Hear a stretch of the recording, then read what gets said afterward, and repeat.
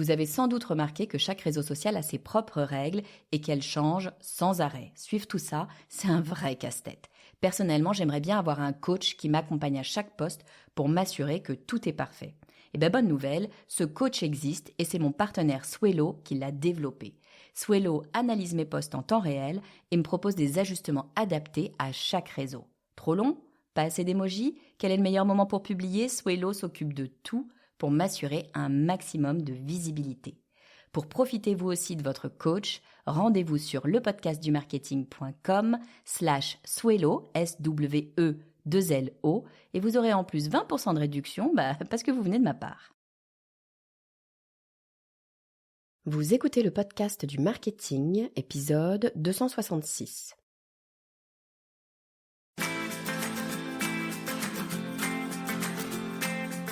Bonjour et bienvenue. Je suis Estelle Ballot et je suis ravie de vous recevoir sur le podcast du marketing. À chaque épisode, je vous propose d'analyser les techniques marketing qui marchent, pas à pas et très concrètement, pour développer votre activité. Il y a quelques années, une amie entrepreneur m'a raconté une anecdote qui m'a marquée. Elle venait de lancer son activité, pleine d'ambition et pleine d'idées, sauf qu'il y avait une chose qui la paralysait complètement, c'était la prospection.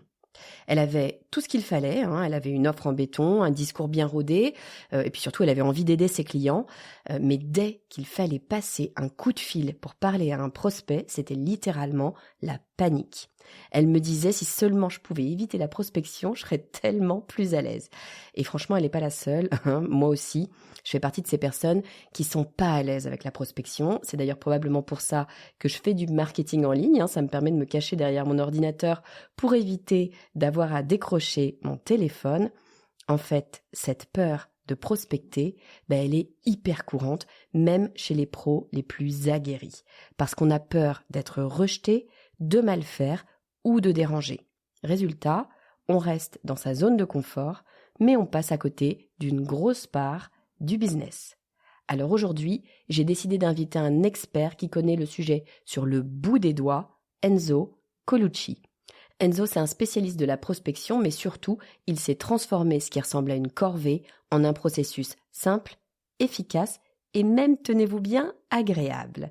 Dans cet épisode, Enzo va vous partager ses meilleures stratégies pour dépasser cette peur, aller à la rencontre de vos prospects avec confiance et surtout, faire en sorte que cette étape devienne un atout pour votre business.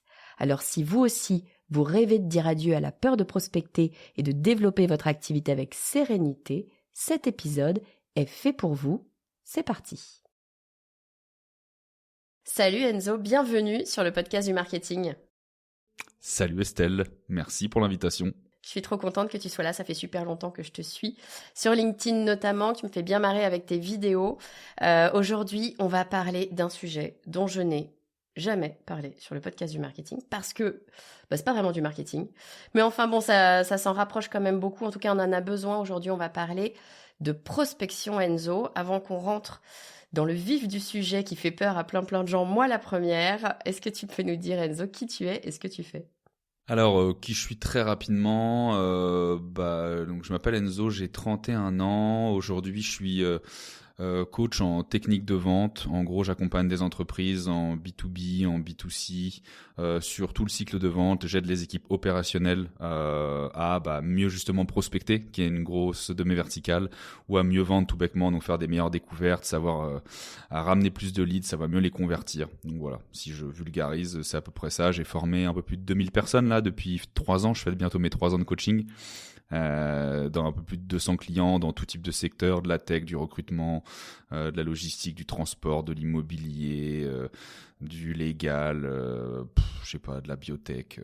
Voilà, j'ai fait un gros tour du marché, quoi. Ouais, je me marre, j'adore ce que je fais et comme je dis toujours, moi, ma mission aujourd'hui, c'est de rendre un peu les lettres de noblesse au métier de commercial qui a été, je trouve, un petit peu moqué pendant très longtemps, qui continue un peu de l'être, alors que c'est un truc qui est hyper complexe et hyper enrichissant.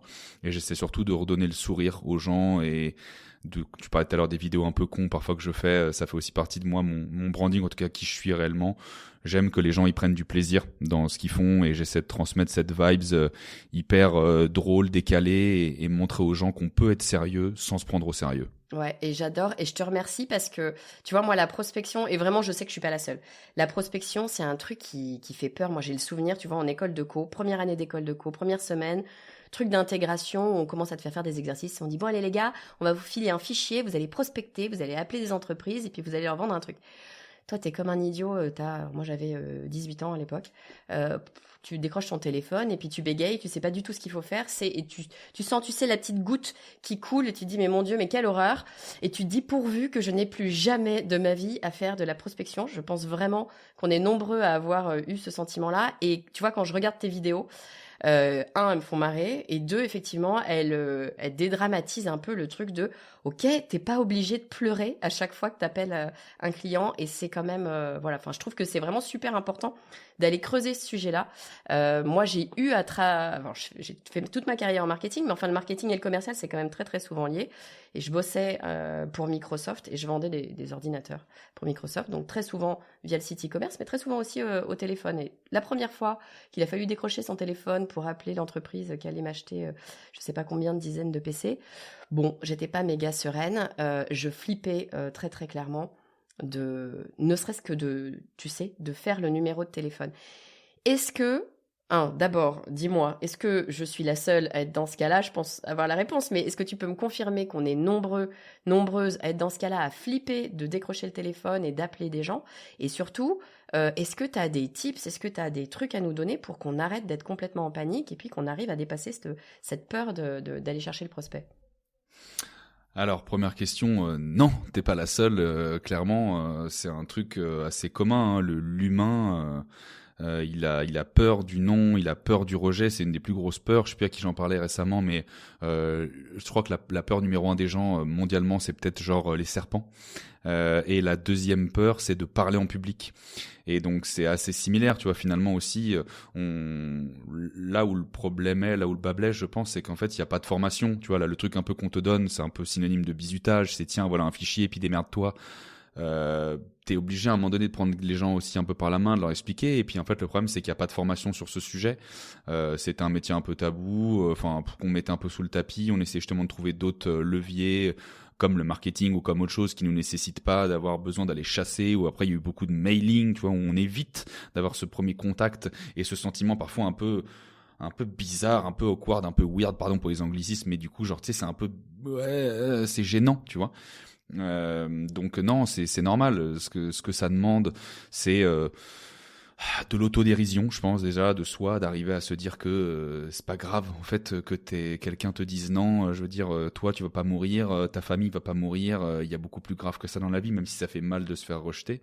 Ce qu'il faut, c'est juste bien se préparer en fait. Donc le truc qui marche aussi bien pour ça, donc outre le fait de cadrer, d'avoir des sessions qui soient dédiées à ça, on n'y déroge pas, avoir une bonne liste bien préparée, savoir aussi qui on appelle, sans rentrer dans une préparation ultra soutenue non plus. Le fait de le faire en équipe, ça aide énormément aussi. Tu vois, que ce soit des gens qui soient solopreneurs ou que ce soit des gens du coup des équipes en entreprise, d'avoir ces temps dédiés où on va ensemble au charbon. En fait, ça aide aussi à passer le cap. Moi, je le vois quand je fais du coaching et que dans certaines boîtes qui n'ont pas l'habitude de faire des sessions en groupe, je leur mets ça en place. En fait, ils se rendent compte que, bah tiens, je viens de me faire envoyer chier, mais le fait qu'il y ait tout le monde qui soit en train de le faire, en fait, je passe vite à autre chose. Si je suis chez moi seul, dans mon bureau, dans mon petit studio à Paris, je dis n'importe quoi, que j'appelle des numéros et que je me prends porte sur porte sur porte, c'est vachement plus dur de se dire, allez, c'est pas grave, j'y retourne. Non, c'est normal, on est humain, on va avoir mal au cœur quand on est tout seul. Donc, faut essayer de le faire à minima à deux. Et quand il se passe un truc, quand je parlais d'autodérision, c'est ça, c'est dire, putain, il vient de me dire d'aller me faire enculer. Ah bah c'est drôle parce que moi aussi, on m'a dit ça aussi l'autre fois. Tu vois, et puis c'est pas grave en fait, on passe à la suite. Tu dramatises en fait, c'est ça. Ouais, et puis bah il faut se rappeler aussi, je pense, pourquoi on fait les choses, c'est que il y a une perte de sens, moi je trouve, dans le métier de commercial chez beaucoup de gens, et moi je reviens toujours à cette notion d'intention. C'est souvent ce que je demande aussi aux gens quand je vais en coaching, c'est quoi ton intention quand tu t'es levé ce matin? Qu'est-ce que tu fous ici? Pourquoi tu vends ce produit? Pourquoi t'appelles ces gens-là? Est-ce que c'est la seule offre que tu as eue sur le marché et tu as dit oui parce qu'il faut juste que tu bouffes? Et là, auquel cas, quand c'est un taf alimentaire où tu prends pas de plaisir, c'est difficile de prendre du plaisir parce que la prospection, il faut réussir à en faire un petit peu un jeu. Ceux qui arrivent à se mouvoir de ça et à kiffer, c'est parce qu'ils rentrent un peu dans un rôle. Le cold calling, la prospection téléphonique, c'est aussi très théâtral en fait. Donc si tu arrives à te dire que tu rentres un peu dans ton personnage de vente et que tu te marres, bah c'est plus simple. Donc faut aussi se dire qu'est-ce que tu fous ici, pourquoi tu vends ce produit-là. Et quand c'est le tien de produit, ça devrait être encore plus facile du coup. Mais en tout cas, personne t'a mis le couteau sous la gorge pour être là aujourd'hui, donc faut repartir un peu à l'essence même du truc. Ouais, je trouve ça intéressant de se reposer la question de pourquoi. Enfin, c'est un peu toujours la question du pourquoi je fais ce job, pourquoi je fais ça. Si c'est ma boîte, pourquoi j'ai lancé cette boîte? Est-ce qu'il y a un truc juste de gagner de l'argent? Bon, bah oui, bien sûr, on veut tous gagner de l'argent, mais ton produit, qu'est-ce qu'il apporte? Qu'est-ce qu'il va apporter à tes clients derrière? Et est-ce que ça va changer? On va pas tous changer le monde avec nos produits, hein. L'idée, c'est pas de dire je vais avoir un impact sur 100 millions de personnes et ça va être formidable, je vais sauver le monde. Parce que, bon, je pense qu'on est pas très nombreux à être dans ce cas-là. Mais de fait, effectivement, si on a choisi de faire ce boulot-là, a priori, il y a une raison. A priori, ça nous plaît. J'aime bien ce que tu dis aussi, parce que moi, c'est un truc qu'on m'a toujours dit dans ma carrière et que j'ai bien en tête, qui marche pour plein de boulots d'ailleurs. Hein. C'est tu vas pas, ta vie va pas changer si tu te prends un an. Si tu te loupes, même si tu bosses mal, ça va pas changer la face du monde fondamentalement. Faut un peu redescendre, je pense. Et c'est vrai dans plein de boulots, tu vois. T'as plein de boulots où t'as de la pression de façon globale. Et tu dis putain, si j'y arrive pas, qu'est-ce qui va se passer? C'est l'horreur, c'est l'enfer. Bah non, en vrai, si ça marche pas, bah, ça marche pas. Puis demain, tout le monde aura oublié parce qu'il y a plein d'autres trucs qui marchent pas. Donc je trouve que c'est intéressant aussi de se dire bon bah. Tu t'es pris un nom, so what? T'as une liste, il y a, je sais pas, 200 personnes sur ta liste, tu vas à celui d'après, et puis on y va. Et est-ce que c'est grave? Tu vois, tiens, d'ailleurs, question, parce que moi, c'est quelque chose qu'on m'a dit même récemment. On me dit, attends, moi j'ai envie de commencer à prospecter pour avoir des nouveaux partenaires, pour faire ci, pour faire ça, ok, très bien. Mais j'ose pas parce que je sais qu'au début je vais être nulle. Et donc je vais probablement foirer mes premiers calls. Et j'ai peur de les foirer parce que c'est des prospects et que finalement, des prospects, j'en ai pas 200 000. Donc j'ai peur de me griller des cartouches. Qu'est-ce que tu dis à ça? Tu dis, bah ouais, il faut super bien te préparer avant d'y aller, ou faut y aller parce que ça va te permettre de préparer les prochains? Tout dépend de ta cible en fait. Je sais pas réellement du coup sur quel type de cycle de vente et de profil de boîte là de quoi on parle. C'est sûr que quand tu fais en tout cas quand tu vises des grands comptes type CAC 40 ou autre et que c'est sûr que ton nombre est limité, le niveau de préparation il doit être beaucoup plus important. Ça c'est sûr et certain parce que comme tu dis t'as pas 36 000 cartouches, bien que après tu peux aussi aller chercher différents profils au sein même de la boîte pour aller qualifier et récupérer de l'info sans parler forcément de rendez-vous. Le truc c'est que il y a différentes choses avec la prospection téléphonique où il y a beaucoup d'amalgame. L'amalgame c'est la prospection téléphonique, il faut faire que du volume. Ça veut dire qu'il faut faire genre 300 appels par jour. Mais ça, c'est plus le cas aujourd'hui. C'était peut-être le cas à l'époque où il y avait juste le bottin, les pages jaunes et il fallait appeler des fixes sur fixe sur fixe sur fixe. Où là, c'était qu'un jeu de volume parce que oui, plus tu passais de barrage, plus tu avais de chances d'avoir les bons interlocuteurs. Aujourd'hui, il y a des outils qui te permettent d'avoir une data qui est hyper quali, d'avoir des 0,6 directs. Donc, t'es pas obligé de faire 100 appels par jour. C'est ultra rare aujourd'hui, sauf dans certains domaines, notamment plus du B2C ou certains trucs où ça peut le faire. Le reste, c'est assez rare au final. Donc il y a cet amalgame de faut faire du volume et puis il y a ce truc de attends, tu me posais quoi pour une question, pardon, parce que je veux pas non plus dévier. Tu me parlais du coup de la préparation. La préparation, oui, ce qui est important, c'est justement, donc je parlais de la data. Sauf si tu vas sur des très gros comptes où ton niveau de prépa il va au-delà, le reste en fait on se met beaucoup de barrières psychologiques, c'est de se dire tant que je suis pas ultra prêt, en fait j'appelle pas. Mais ça en fait c'est une vieille douille psychologique que tu te mets à toi-même et où tu te mens juste pour repousser et pour procrastiner. Parce que tu seras jamais prêt en réalité pour avoir un call. Des scénarios il en existe 36 000, tu pourras jamais prévoir ce qui se passe au téléphone, tu peux essayer d'anticiper. Et donc moi ce que je dis à chaque fois quand je vais en coaching c'est j'essaie de donner un cadre aux gens dans lequel ils vont improviser. Parce que la personne, comment elle est lunée, si elle est en train de faire un truc, si toi tu avais ce cas d'usage là, en fait elle est en train de faire autre chose, elle utilise un autre outil, et peu importe, le process est différent. il faut que tu sois à minima préparé. Donc, il y a une structure à avoir en amont sur la segmentation, à savoir les buyer persona, donc qui j'appelle. J'appelle pas et un DAF et un DSI lors de la même session. Je vais appeler que des DAF ou que des DSI ou que des directions marketing, que des directions opérations, etc., etc. Je vais essayer d'avoir le même profil de personnes puisqu'ils ont les mêmes enjeux, les mêmes missions quasiment, on va dire, à peu de choses près. Je vais essayer de regrouper par taille de boîte. Si je tape une boîte de moins de 50 personnes et une boîte de 800 personnes, bien évidemment, du coup, les process en interne, pareil, sont pas les mêmes. Donc, juste avoir cette pseudo-réflexion que souvent les gens ont quand ils préparent des séquences de mails, en fait, faire la même chose. Pas se dire, j'appelle tout le monde au bol, j'ai une liste et je sais pas par qui je commence, et le premier qui vient, de toute façon, c'est tellement dur qu'il faut y aller. Tu sais, ça, c'est la réflexion aussi que les gens ont. C'est déjà, je me force à y aller, mais réfléchis avant d'y aller, en fait. C'est pas la peine de tout taper au bol. Donc, la segmentation, c'est la base pour avoir des bons taux de conversion derrière. Des tailles de boîte, des buyer persona, peut-être parfois des secteurs d'activité, pas toujours, mais ça peut être le cas.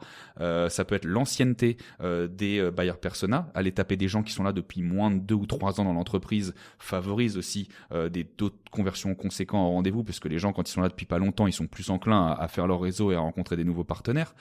Prioriser par 0,6. Tous ceux à qui tu as les 0,6, commence par appeler ceux-là, parce qu'au moins tu auras des lignes directes. Ne tape les standards et les secrétariats ou les lignes fixes, peu importe, qu'en dernier recours, quand vraiment tu as tout poncé. Parce que cela, c'est fatigant, c'est chiant. Un coup j'appelle un standard, un coup après j'appelle une ligne directe. Moi, c'est ça qu'il faut éviter que j'en fasse. C'est ce que j'appelle moi la gymnastique intellectuelle. C'est trop, en fait, c'est trop de suradaptation. C'est même pas de l'adaptation, c'est de la suradaptation là qu'il faut faire. Et donc forcément, il n'y a pas de résultat à la clé. Donc juste ne serait-ce que prévoir ces quelques champs, géolocalisation, taille de boîte, secteur d'activité, buyer persona, prioriser par 0,6. C'est bon, s'il y a d'autres choses en fonction des secteurs d'activité sur lesquels on bosse ou des produits qu'on vend, ok.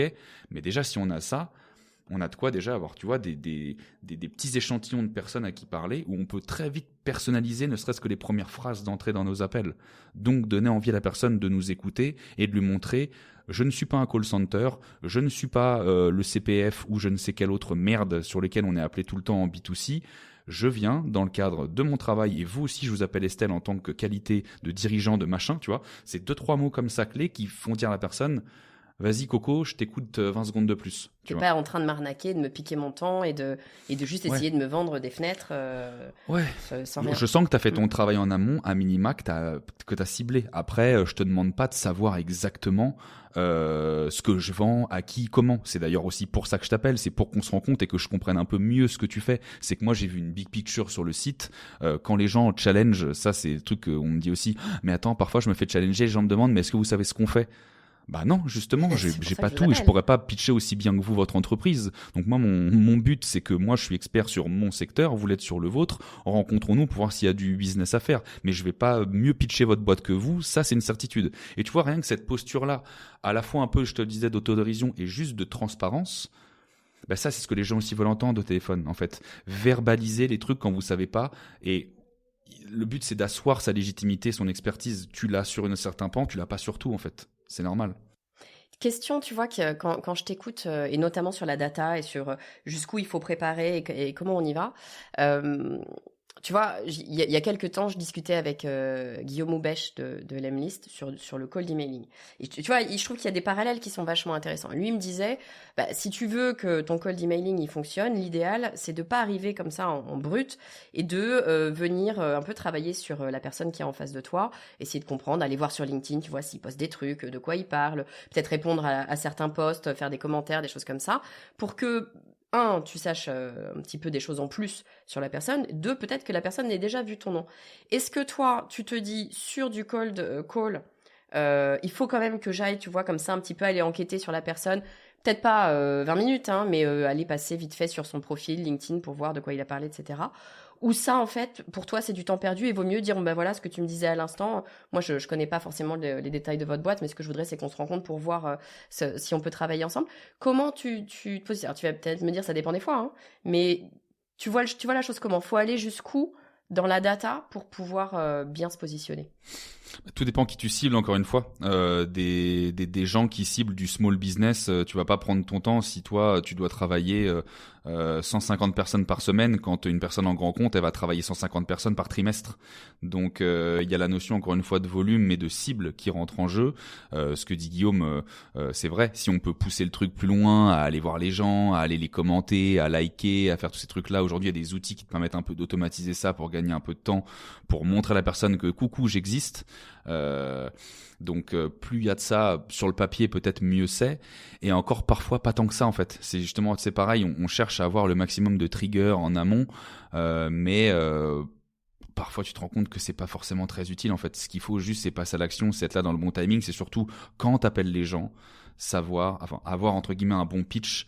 Et c'est pas avoir un script tout fait que tu lis, c'est comprendre le marché, c'est comprendre comment toi tu t'installes dessus, comprendre quelles sont les problématiques de la personne en face de toi et savoir le verbaliser de manière hyper concise en moins de 20 secondes. Si tu arrives à faire ça au téléphone, t'as trigger ton interlocuteur et ça lui donne envie soit de continuer la conversation avec toi même s'il n'y a pas de rendez-vous, soit de prendre rendez-vous directement. C'est-à-dire, ce que tu es en train de dire, c'est que... Pardon, juste pour être sûr de comprendre. Ce que tu es en train de dire, c'est que en fait, ce que tu vas bosser avant, ça me fait plaisir, c'est ton persona, c'est de comprendre qui t'as en face, quels sont ses besoins, ses problèmes, ses machins. C'est toujours la même histoire. Commercial, marketing, on est toujours sur le même truc. Donc, comprendre ton persona en amont. Et toi, ce que tu me dis, c'est pour intéresser la personne, pour qu'elle ait envie d'en savoir plus et peut-être avoir un rendez-vous, etc. Il faut lui dire quel est son problème, c'est ça que tu dis, c'est lui dire, moi, je sais que votre problème, c'est que vous ne trouvez pas ci, ça, etc. De façon à ce qu'elle se dise, attends, le mec est intéressant parce qu'il a déjà compris où j'en suis et ce qui va pas chez moi, c'est ça? Ouais, c'est important du coup de verbaliser ça pour montrer que, encore une fois, t'as fait le taf, t'appelles pas cette personne-là par hasard. Alors c'est pas lui dire genre, je sais que votre problème c'est ça, parce que souvent aussi les gens peuvent dire, non, le problème c'est pas ça. C'est de dire, en fait, moi aujourd'hui je bosse avec des gens comme vous et tu les cites, tu vois, montrer de la vraie preuve sociale dans ton call. Moi je bosse déjà avec Lemlist, Salesloft, Outreach, n'importe quoi.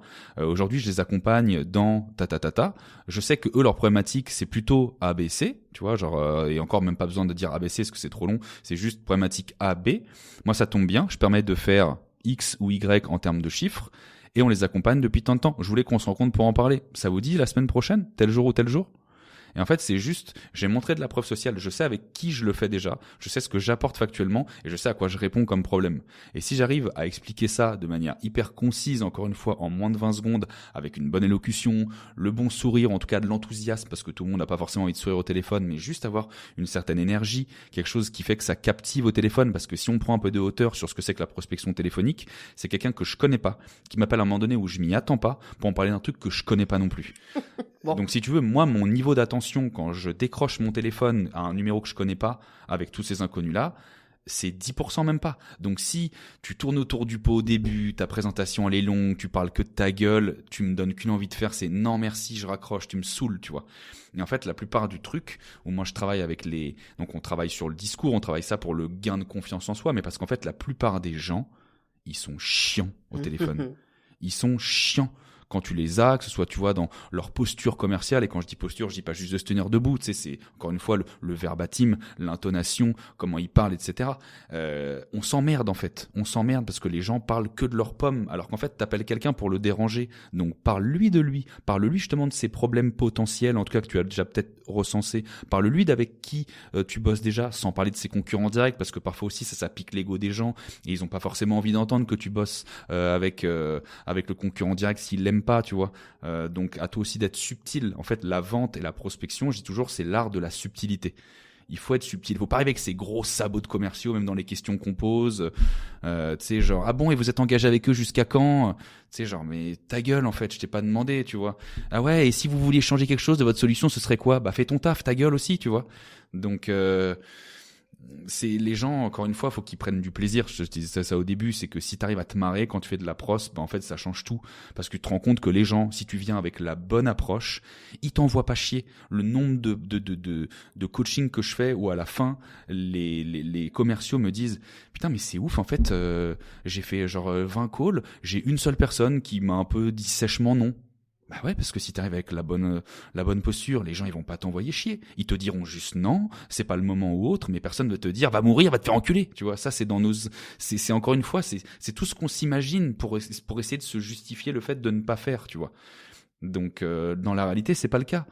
Si tu viens avec une bonne approche, si tu respectes le temps des gens et que tu les respectes, ça veut dire avec justement une bonne préparation, pas trop conséquente comme on a dit, et avec une bonne compréhension de ce qui fait grossièrement, t'as pas besoin d'être ultra pointilleux là au téléphone, tu le seras en rendez-vous, bah ça suffit en fait pour avoir des conversations avec des gens. Ouais, moi, ce que je trouve intéressant là dans ce que tu dis, c'est que bien souvent, quand on doit appeler quelqu'un qu'on connaît pas et qu'on n'est pas forcément, tu vois, super à l'aise avec l'histoire, on se dit que c'est super sérieux tout ça et que la personne qui est en face, c'est une personne super sérieuse.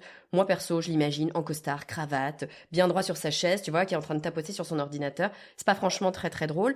Et donc, toi, t'es un peu crispé, tu vois, t'es un peu bon. Alors que si tu t'arrêtes 2 secondes, tu vois, en écoutant, en fait, c'est marrant, c'est en t'écoutant là que je le réalise quelque part. Hein.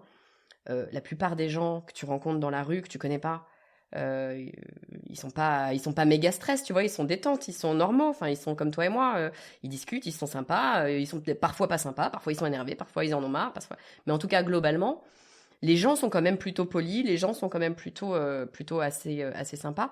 Ça se joue, j'imagine, et bien sûr dans le discours que tu vas raconter, si t'es pas trop chiant, etc. Est-ce que tu crois que ça se joue aussi dans le ton, la voix, le fait, tu vois, Complètement. hein, ça se joue ça, le fait d'avoir une Bah oui. élocution qui est agréable? Ouais, en tout cas de se calquer quand tu dis que les gens sont pas chiants, c'est parce que je trouve qu'il y a un effet miroir. Si toi t'es sympa avec les gens, globalement ils vont pas t'envoyer chier, sauf s'ils ont passé une journée de merde. Et encore une fois, c'est leur droit. Il peut avoir un truc, tu sais pas, il y a un décès dans la famille, tu t'es embrouillé avec un collègue ou ton conjoint, peu importe. Le chat il s'est fait écraser, le gosse t'arrêtes pas d'aller à l'école parce que t'arrêtes pas de te faire embrouiller par la maîtresse. Je te dis n'importe quoi, tu vois. On a le droit d'avoir aussi nos vies où ça se passe pas bien. Ce que les gens comprennent pas quand ils font du call, c'est que ils pensent que parce qu'ils se mettent à faire une action qui demande beaucoup d'efforts et de courage, on leur doit quelque chose. Et en fait, je te dois que dalle en fait. Si tu m'appelles, que tu me déranges moi, c'est pas parce que toi tu m'appelles et que tu fais cet effort-là dans ta démarche de travail que je te dois quoi que ce soit en fait. Il faut le mériter en fait. Il faut que tu mérites que moi j'ai envie de t'accorder du temps ou que je te donne un rendez-vous. Donc ça se travaille du coup ça, évidemment. Et le ton joue beaucoup. L'effet miroir, ça veut pas dire, encore une fois, moi j'aime être enthousiaste au téléphone. Je trouve que c'est important de compenser un peu le niveau d'énergie puisqu'on se voit pas. En fait, on n'est qu'une voix. Donc le fait qu'il n'y ait même pas de geste, tu vois, on arrive même si on est en visio, on se voit, il y a quand même un truc, on peut voir les sourires, donc c'est rassurant. Quand on est au téléphone, on n'a aucune putain d'idée. Donc faut vachement compenser, c'est sûr, par le ton. Et à force de mettre beaucoup de rondeur dans ma phrase, j'en ai perdu l'essence même de ce que j'allais te dire. Je te demandais si le son, le fait d'être monocorde, la façon de parler avait un vrai impact sur ce que tu vas pouvoir commencer comme relation avec la personne. Ouais, c'est ça. Et je voulais parler du coup d'effet miroir. C'est que aussi, il faut savoir percevoir dans quel mood est la personne. Et parfois, je peux arriver dans un call, allô Estelle, et j'entends un oui. Tu sais, il était hyper tranquille. Je fais oui, bonjour Estelle. Tu redescends. D'un coup, tu vois, je viens de descendre des octaves parce que j'ai compris que tu étais dans un mood plutôt calme où il n'y a pas beaucoup de... Oui, bonjour Estelle, pardon. En fait, aujourd'hui, je vous appelle parce que j'ai cru comprendre que, tu vois, je viens de changer. Que si j'avais quelqu'un qui m'a dit, oui, hello, oui, salut Estelle, c'est Enzo de... Tu vois, je serais resté à peu près sur le même octave que toi. Donc, j'essaie aussi de me caler sur l'autre et en sachant que c'est toujours à moi de compenser. Je peux pas demander à une personne que je dérange de faire le taf à ma place. Je dois compenser tout ce qui se passe. Je dois pouvoir compenser des blancs. Je dois savoir les gérer. La gestion des blancs, ça c'est un gros truc que les gens ont du mal à faire. Un blanc de quelques secondes au téléphone quand on se voit pas. C'est bizarre parfois, tu vois. Alors qu'en fait, je trouve que t'es juste en maîtrise de l'instant. Moi, j'adore les blancs. Je vais te dire un truc, pardon, je te coupe, mais moi, les blancs, dans le podcast. Moi, c'est un truc que je travaille, tu vois. Pour le coup, là, je te demande de parler de la voix, mais la voix, moi, pour le coup, je le fais tout le temps. Les blancs, tu vas me dire si t'as la même vision, parce que c'est pas le même, voilà, c'est pas la même situation, et n'empêche que moi, le blanc, souvent, tu vois, les gens qui se lancent dans le podcast, ils me disent, oui, il faut que j'enlève les blancs au montage, oh là là, c'est catastrophique, etc. Les gens vont partir, ils vont plus écouter, ils vont aller faire autre chose, ils vont penser à leurs problèmes de la journée, etc. Les blancs, il faut comprendre un truc dans le cerveau des gens, c'est que tu leur donnes de l'information quand tu parles. Tu leur donnes de l'information. Il faut qu'ils emmagasinent l'information, il faut qu'ils comprennent, il faut qu'ils l'analysent, il faut qu'ils processent. Et si t'as pas de blanc, eh ben, faut être méchamment intelligent pour réussir à tout processer d'un coup. Donc moi, les blancs, c'est pas des moments où les gens vont s'ennuyer, c'est des moments où ils vont avoir juste le temps de comprendre et d'intégrer ce que tu viens de leur dire. Donc pour moi, ils sont ultra importants, faut surtout pas casser les blancs. T'es d'accord avec moi ou pas? Enfin, il y a peut-être une 100%. date limite du blanc. Hein. Peut-être que le blanc Non, de 10 non, non. minutes, il commence à être trop long. Mais 10 minutes, oui, c'est c'est long beaucoup. au Ouais. téléphone. On dit souvent que un blanc, en tout cas quand on fait de la vente, tu vois, un blanc jusqu'à 6 secondes, ça reste pas trop gênant. C'est long, 6 secondes. Et 6 secondes, ça commence à être long, Waouh. tu vois. Donc souvent, quand on est en prospection, on va pas jusqu'à forcément 6 secondes, ça peut arriver. Mais tu sais, quand on est en phase de closer un deal, donc de signer, et souvent, tu sais, on dit quand t'annonces un prix, tu te tais. Tu vois, je vais te dire, donc du coup, Estelle, moi aujourd'hui, mon accompagnement, c'est tant. Ok. Je vais attendre une réaction, tu vois, de ta part, Oui. et je vais essayer de ne pas parler par-dessus, Mais parce ouais. qu'en fait, selon le prix que je t'annonce, il y a des gens pour qui, en fonction de ce que j'aurais dit en amont, ils vont bien le percevoir en disant, ouais, ok, bon, bah, c'est ce à quoi je m'attendais. Tu dis, ok, bon, bah, c'est même plus un problème le prix. J'ai donné suffisamment de valeur avant pour qu'ils perçoivent le prix comme il se doit. Donc, on peut avancer tranquillement. Quand les gens, je vais annoncer les prix, ils vont faire, ah ouais, je me dis, faut que je revienne sur des choses du coup. C'est pas suffisant parce que la perception elle a été de waouh, il s'est pris un prix en pleine gueule, il est pas d'accord avec ça. Donc il va falloir qu'on aille relever d'autres objections. Donc et ça c'est important. Mais la gestion du blanc, ouais, c'est un truc où les gens ont beaucoup de mal. Moi j'aime bien le travailler avec les gens avec qui je bosse sur les premières secondes. Je laisse toujours un blanc au début quand on me connaît pas. Allô Estelle? Oui? Oui Estelle, bonjour, je suis Enzo de Sunday. Et je vais forcer la personne en fait à rentrer dans le call avec moi et à réagir. Même si elle va me dire 9 fois sur 10, mais on se connaît. Non, justement Estelle, en fait on se connaît pas encore et c'est pour ça que je vous appelais. J'ai vu que vous faisiez et tu vois, et en fait Ouais, tu induis j'essaie de le fait rentrer qu'on se déjà connaît. dans un jeu. Bah ouais. Et en fait je veux surtout qu'on rentre dans un jeu, je veux que tu existes dans le call avec moi. Parce que la plupart des gens, quand ils répondent, c'est « Allô, Estelle ?» Tu vas dire « Oui, oui, bonjour Estelle, je suis Enzo, en fait, de Sunday. En fait, je vous appelle parce que moi, aujourd'hui, alors je suis spécialisé dans... Et en fait, j'ai vu que... » Et là, t'es parti en monologue de 30 secondes, souvent en plus en moi-je. C'est super relou. Tu prends un tunnel d'entrée, toi, t'as rien demandé, t'as juste décroché de ton téléphone et on te met une tête comme ça. Et le premier réflexe, c'est Je me tu veux bloque, te je me protéger, protège. tu vois. Bah ouais. Ouais, exactement. Alors que si au début, tu arrives à instaurer ce blanc, laisser l'autre rentrer avec toi, et ne serait-ce qu'avoir cet échange au tout début, bah on essaie de se mettre à peu près au même rang, tu vois, et je te montre que je suis ni un robot, je suis pas chiant non plus, tu vois, je te donne de la valeur, tu vois, genre je te considère, pardon. Donc ça c'est important. Donc la gestion des blancs, c'est un truc à travailler pour tout le monde. Non, mais c'est vachement intéressant de se dire, faut pas avoir peur des blancs. Et j'aime beaucoup ton truc de, en fait, tu peux te servir du blanc pour forcer l'autre à parler. Parce qu'effectivement, les gens, à un moment donné, le blanc, ils disent, attends, j'ai loupé un truc, en fait. Ouais, et puis s'il se passe rien, Oui. tu peux rebondir avec moi. J'adore mettre de l'humour aussi dedans, c'est encore une fois pour déstresser et dédramatiser le truc. Mais je vous ai perdu, Estelle. Allô, vous m'entendez? C'est genre, oui, je suis encore là. Pardon, oui, c'était peut-être un peu bizarre de ma part. Non, vous me connaissez pas, je vous rassure. Et tu vois, et juste arriver avec un ton un peu chaleureux, un peu cocooning, tu vois, genre j'essaie d'instaurer de la confiance. La vente, c'est qu'une question de confiance. C'est que j'achète pas à quelqu'un en qui j'ai pas confiance. C'est normal. La vente, c'est vraiment un juste équilibre entre rationnel et émotionnel.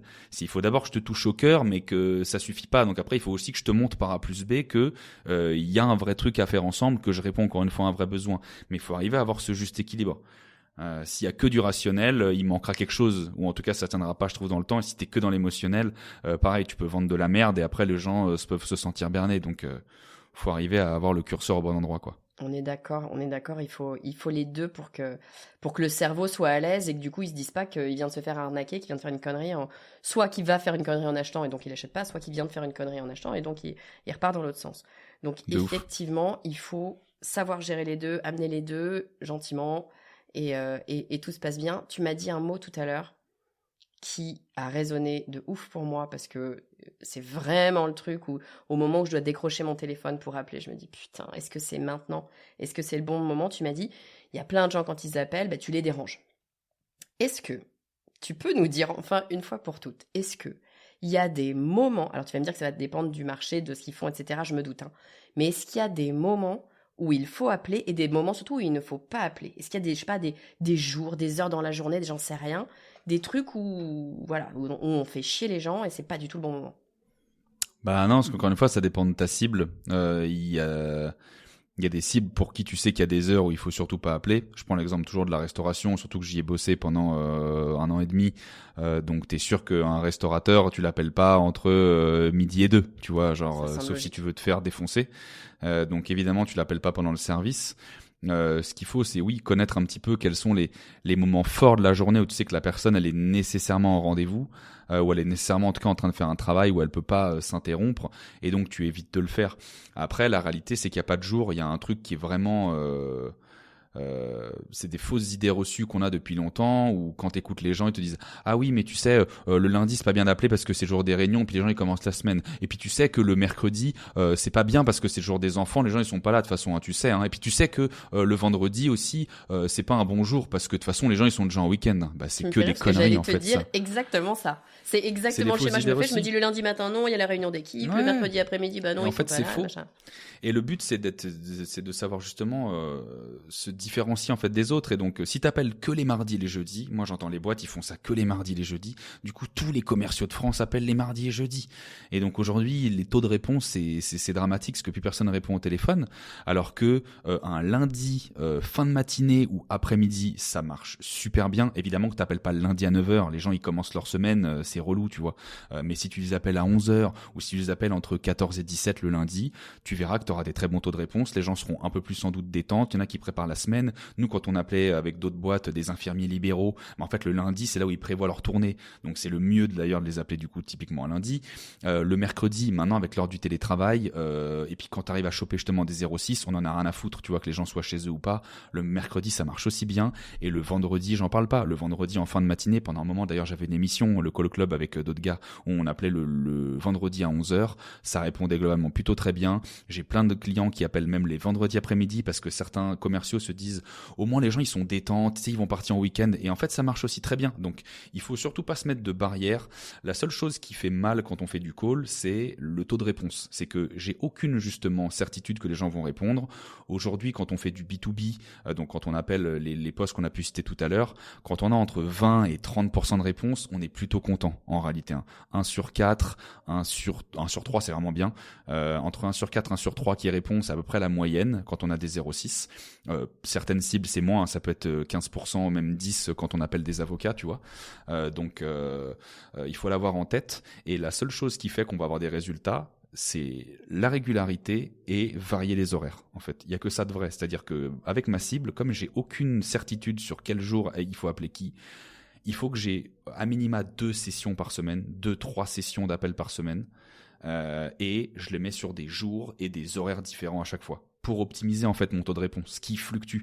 Tu peux appeler mardi à 10h cette semaine et mardi à 10h la semaine prochaine, ça n'a rien à voir. Demain, tu auras peut-être 50% de gens qui répondent, la semaine d'après, tu en auras 10%. Donc il faut essayer de varier. Ouais, il faut varier. Ce qu'il faut, c'est la régularité. C'est comme tout, je dis toujours aussi cet exemple-là. Demain, tu t'inscris au marathon de Paris. Tu te fais une programmation, tu te dis je m'entraîne 3 fois par semaine, je fais une sortie longue, du fractionné, nanana. Bon bah t'arrives au marathon, t'es plus ou moins prêt. Ça va pas dire que ça va être facile, mais t'es plus ou moins prêt. Si tu te dis oh cette semaine je cours pas, non j'ai pas trop le temps, mais t'inquiète j'irai courir 3 fois la semaine prochaine. Ah bah en fait non j'en fais que 2 sur 3. Si ta préparation elle est inconstante, forcément tu vas en chier grave le jour J, tu seras pas prêt du tout. Et bah c'est pareil avec le call. Ouais, mais de toute façon, la régularité, je pense que ça vaut dans pas mal de situations et de jobs. Plus t'es régulier, plus ça devient une habitude, ça devient facile et ton cerveau a compris que ce qu'allait se passer finalement. Donc, tu vas dedans déjà plus facilement. Puis t'as moins, tu vois, quand on parlait de peur d'appeler, bah, si t'as l'habitude d'appeler je sais pas, le vendredi après-midi et le mardi matin, bah, t'as pris cette habitude-là, tu te poses plus la question. C'est comme aller à la gym. Moi, aller à la gym, tu vois, je suis pas une grande sportive, aller faire du sport, là, à la salle, ça me gonfle, etc. Bon, mais à partir du moment où j'ai décidé que c'était le mardi après-midi et puis le jeudi parce que je retrouve ma copine Karine, bon, bah, j'y vais le mardi et le jeudi parce que je retrouve ma copine Karine et puis je me pose pas la question. C'est un peu la même histoire aussi. Tu vois, tu retrouves aussi cette notion d'équipe, c'est parce que tu retrouves Karine que tu y vas. Parce que si t'étais toute seule, il y a peut-être des jours où tu t'écouterais un peu trop, tu te dirais ah la flemme. Et c'est pour ça tout à l'heure je parlais d'équipe, c'est que s'engager avec une personne à minima ou une équipe te force à trouver la motivation que t'as peut-être pas au début. Moi, il y a des matins, je me lève, j'ai un peu la flemme. Mais quand j'arrive au taf et que je sais que l'équipe y va, et ben en fait, je me sers de l'inertie de l'équipe pour me foutre dans le mood. Et c'est toujours pareil, c'est les premières pierres qui sont chiantes à mettre. Et une fois que t'as fait les premiers pas, une fois que t'es dedans, ça va. Tu vois, on est tous un peu pareil en fait. Tu sais, On procrastine tous de faire les premières actions, et puis après, une fois qu'on est dedans, même parfois quand tu veux soit rédiger une offre, faire un mail, faire un truc, c'est le temps de te poser ton cul devant ta chaise et de le faire. Et une fois que tu as commencé à le faire, et ben en fait c'est bon, ça y est, t'es lancé, tu vois, et tu préfères d'ailleurs de plus t'arrêter derrière. Mais c'est juste savoir cet élément déclencheur là qu'il faut mettre en place. Tiens, alors j'ai une dernière question sur cette histoire de groupe, parce que tu vois, c'est un truc moi auquel j'avais pas pensé. De me dire, tiens, il faut bosser pour la prospection, c'est bien d'être à plusieurs, même que à deux. Au moins, effectivement, tu te motives, et puis quand c'est galère, tu peux un peu échanger. Moi, je fais partie des gens qui aiment le calme, et en tout cas, ce sentiment, je sais pas si c'est une vérité ou un sentiment, que j'ai besoin de me concentrer, tu vois, pour être efficace, pour être bien, etc. Qu'est-ce que tu dis, toi? Tu dis que il faut être dans la même pièce et c'est pas grave, et on appelle en même temps, il y a du bruit autour, et puis tant pis, ça empêchera pas les gens, tu vois, ton prospect d'entendre. Ou tu dis que on peut être dans la même pièce, mais voilà, on fait l'un après l'autre. Comment ça fonctionne? Est-ce que le fait qu'il y ait quelqu'un d'autre qui soit en train de téléphoner en même temps, c'est un problème pour le prospect, ou c'est dans ma tête que ça peut être un problème? Non, ça dépend ce que tu as comme outil. Moi, je déconseille de faire des appels dans la même pièce avec des AirPods. Désolé, mais c'est vraiment, je crois, et pourtant Dieu sait que j'en ai un. C'est vraiment genre la pire invention sur Terre, cette merde. On entend tout ce qu'il y a autour, sauf sa propre voix. Donc, si vous êtes dans un coworking ou si vous êtes dans un bureau et que vous êtes plusieurs à appeler, ne mettez pas vos AirPods. C'est peut-être très cool de les avoir comme ça, mais en fait, les gens, ils entendent tout sauf vous. Donc, ça dépend ce que tu as comme matériel. Je déconseille de faire que à toi, à moi. C'est bien pour lancer la session. Souvent, je faisais ça aussi avec les équipes. C'est écoutez-vous juste une fois chacun. Ça permet de vous lancer. Et après, par contre, faites-le en même temps, parce que si tu fais à toi, à moi, forcément, tu fais beaucoup moins d'appels à l'heure. Donc, faut pas faire que ça. Juste le premier appel permet peut-être de se lancer, et ça fait du bien de s'écouter, de se faire un premier retour bienveillant l'un à l'autre. Mais derrière, mettez-vous chacun dans votre coin et faites des calls en même temps, en fonction de la pièce, en fonction du matériel que vous avez. Même un bon vieux téléphone à l'oreille, les gens, s'ils entendent un peu de bruit autour, enfin, on a le droit d'exister, hein, c'est pas très grave. Ce qu'il faut, c'est qu'il y ait personne qui braille vraiment à côté, et que la personne ce qu'il faut, c'est que la personne vous entende. Donc encore une fois, ça dépend de ce que vous avez comme matos.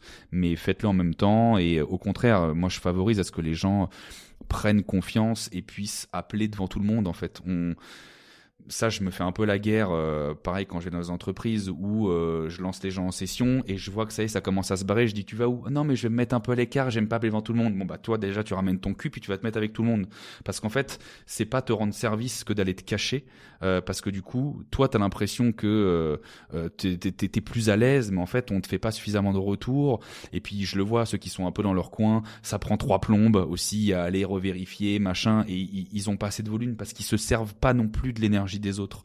Donc aller s'isoler, c'est vraiment pas une solution pour moi, même si je le comprends. Attention, je sais que c'est dur, encore une fois, hein, d'appeler devant les gens et de se sentir écouté. On n'est pas à l'aise, mais c'est comme tout changement. Au début, ça nous fait bizarre, et quand on commence à se dire qu'en fait les gens, ils en ont rien à foutre de ce que vous dites, s'ils vous écoutent, c'est pour vous aider éventuellement, pour vous donner des conseils.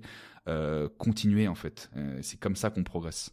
Ouais, et puis de se mettre, pour être de celles qui vont aller dans le petit bout ou dans le coin pour se mettre, tu vois, à l'écart, c'est quand même beaucoup une excuse aussi, quoi. Bien sûr. Tu vois, même si c'est inconscient, hein, tu te dis pas, bah attends, je vais aller me planquer, comme ça ils verront pas que je Oui, téléphone pas. Mais la réalité, c'est que tu te donnes un petit peu plus de temps, t'es un peu plus, voilà, bon, exactement. c'est un peu, je procrastine sans me le dire, donc effectivement d'être avec les autres, ça permet de pas avoir le choix, puis comme tu dis, d'y aller, parce que les autres y vont, et c'est comme d'aller faire son run, tu vois, ce matin je suis allée courir, bah s'il y avait pas eu Angèle, je pense que je serais peut-être allée courir, mais alors 2 fois moins longtemps, c'est sûr. C'est sûr et certain. Vraiment, genre, l'équipe pour ça, elle est indispensable. Et s'il y a des gens qui nous écoutent, qui sont solopreneurs ou qui sont chefs d'entreprise, peu importe, qui sont un peu seuls, trouvez d'autres gens. Même si c'est pas la même boîte, en tout cas le même secteur que vous. Toi, t'appellerais, je t'ai n'importe quoi, des CMO. Moi, j'appellerais des DAF. Je vendrais mon produit, rien à voir avec le tien, mais c'est pareil. On est dans la même dynamique. En fait, on s'en fout. Rien que ça, une fois par semaine, comme je conseille à tous les gens qui font du télétravail 100%, d'aller se foutre une fois par semaine dans un coworking ou juste de sortir, de prendre l'air, de voir autre chose, bah là c'est pareil en fait. Trop bien, trop bien. Écoute, Enzo, merci infiniment. Je vais essayer de résumer. Alors, on a parlé de plein de trucs, on est parti dans tous les sens, donc je sais pas si je vais récupérer tout ce qu'on a dit, mais je vais essayer de faire un résumé rapide de ce que tu nous as dit. D'abord, tu nous dis, tout le monde a peur de se faire rejeter. C'est un truc normal, donc vous sentez pas bizarre parce que vous avez peur, c'est juste normal. Toi, ce que tu nous dis, c'est que bah faut prendre les choses un peu avec un peu d'autodérision. La Terre va pas s'arrêter de tourner si on se prend un non, c'est pas dramatique en soi. Deuxième truc que tu nous dis, c'est ce qu'on vient de dire là à l'instant, c'est Il faut avoir des sessions dédiées parce que si on n'est pas dans notre agenda à se dire tel jour, telle date, tel horaire, je le fais, au final, on le fait pas parce qu'on a toujours mieux à faire que de faire de la prospection. Enfin, en tout cas, moi, je vais toujours trouver une bonne excuse pour faire un autre truc qui est ultra urgent, évidemment. Donc, des sessions dédiées. Une liste qui est à peu près propre, qui est bien, et tu nous le disais à l'instant, bosser en équipe parce que ça va nous donner une dynamique, ça va nous forcer aussi, ça va nous donner envie, ça va nous permettre de pas être tout seul dans son coin quand on s'est pris un nom et qu'on en a marre parce que c'est le 5e de la matinée. Donc l'équipe, ça va nous donner un peu de force. Tu nous disais aussi, il faut avoir une intention, il faut savoir pourquoi on fait ce job-là, garder à l'esprit la raison pour laquelle on a décidé de faire ce job. Normalement, on a de la chance, on a décidé de faire ce job, donc c'est pas un truc absolument que alimentaire où on nous a forcé, vas-y, va bosser. Donc, profitons-en, on fait des jobs qui nous plaisent en général, donc c'est quand même plutôt assez cool. Ce que tu nous dis aussi, et ça je trouve ça vachement intéressant, tu nous dis il faut en faire un jeu.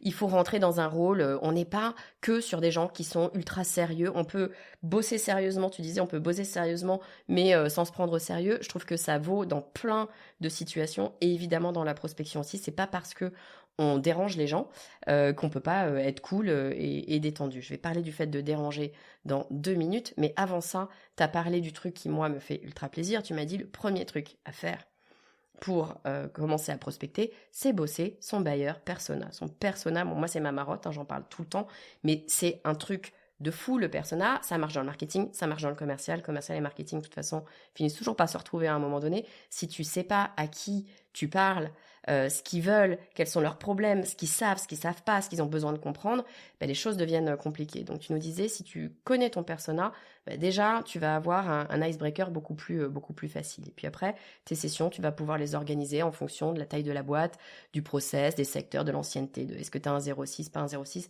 Après voilà, on va aller chercher le nombre de critères en fonction, tu nous disais, de la complexité de la liste. Si on est sur le 440 ou si on est sur toutes les TPE de France, évidemment, on va pas avoir besoin du même niveau d'information. Mais en tout cas, on va aller partir en essayant d'avoir des sessions qui vont être cohérentes les unes avec les autres parce que tu disais c'est une question de posture, tu vas pas parler de la même façon à je sais pas un DAF et 2 minutes après à la secrétaire ou le secrétaire qui est à l'accueil d'une boîte et qui a rien à voir avec le service financier. Donc intéressant d'avoir des espèces de silos.